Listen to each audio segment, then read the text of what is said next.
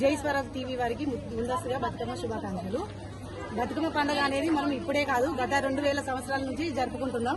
దానికి ముఖ్యంగా ఆధారాలు శాతవాహనుల కాలంలో మన గాథ సప్తపతి రచించినటువంటి అల్లుడు రచించినటువంటి గ్రంథంలో ప్రతి ఒక్క పద్యంలో చివరన గౌరమ్మ అని ప్రతి ఒక్క పద్యంలో కూడా రచించాడు.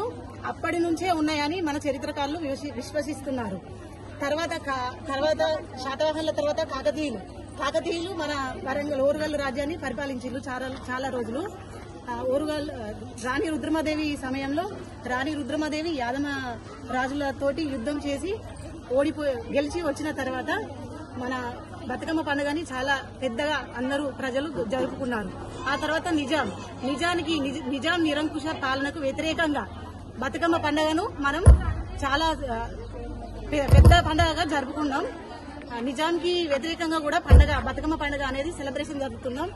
ఇప్పుడు కాదు గత 2000 సంవత్సరాల నుంచి కూడా బతుకమ్మ అనేది మనం జరుపుకుంటున్నాం. బతుకమ్మ అంటేనే తెలంగాణ అంటేనే బతుకమ్మ అన్ని మనం దేవుణ్ణి పూజించేటప్పుడు అన్ని పూలతోటి దేవుని పూజిస్తాం. కానీ పువ్వునే దేవునిగా ఆ పువ్వులో కూడా గౌరమ్మ అంటే లక్ష్మీ స్వరూపం.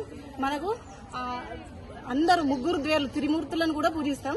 బతుకమ్మ కూడా జానపదాలు అంటే ఇప్పుడు మన అమ్మమ్మ పాడవన్నాక అమ్మ తర్వాత మనము అట్లా అంటే జానపదాలు అంటే జనుల నుంచి వచ్చినవి, జనాల నుంచి వచ్చినటువంటి పదాలు.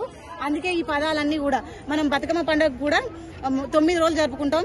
మొదటి రోజు ఎంగిలి పూల బతుకమ్మ, రెండవ రోజు అటుకుల బతుకమ్మ, మూడవ రోజు ముద్దపప్పు, నాలుగవ రోజు నానబెట్టిన బియ్యం, 5వ రోజు అట్ల బతుకమ్మ, 6వ రోజు అలిగిన బతుకమ్మ, 7వ రోజు వేపకాయలు, 8వ రోజు వెన్నె ముద్దలు, లాస్ట్ కి 9వ రోజు సద్దుల బతుకమ్మ. బతుకమ్మ పండుగ కూడా మనం ఎందుకు జరుపుకుంటాం అంటే ఎక్కడికి పోయి జరుపుకుంటాం, ఆడవాళ్ళందరం తల్లిగారింటికి పోతాం. తల్లిగారింటికి పోయి కష్టాలు వచ్చినా సుఖాలు వచ్చినా తల్లిదండ్రులతో ఫస్ట్ చెప్పుకుంటాం, తర్వాత అన్నదమ్ములకి. అందుకే అన్ని పాటలన్నీ కూడా అన్నతోటన్నా లేకపోతే తల్లిదండ్రులతోటన్నా వాళ్ళని సూచించుకుంటూ పాడుతూ ఉంటాం. అడిగి పోయినాక కూడా ఎన్ని కష్టాలు వచ్చినా కూడా తల్లిదండ్రులు ఏమంటారు, నువ్వు బతుకు ఏం కాదు బతుకమ్మ అని చెప్తారు. అట్లా కూడా దీనికి ఒకటి సూచన.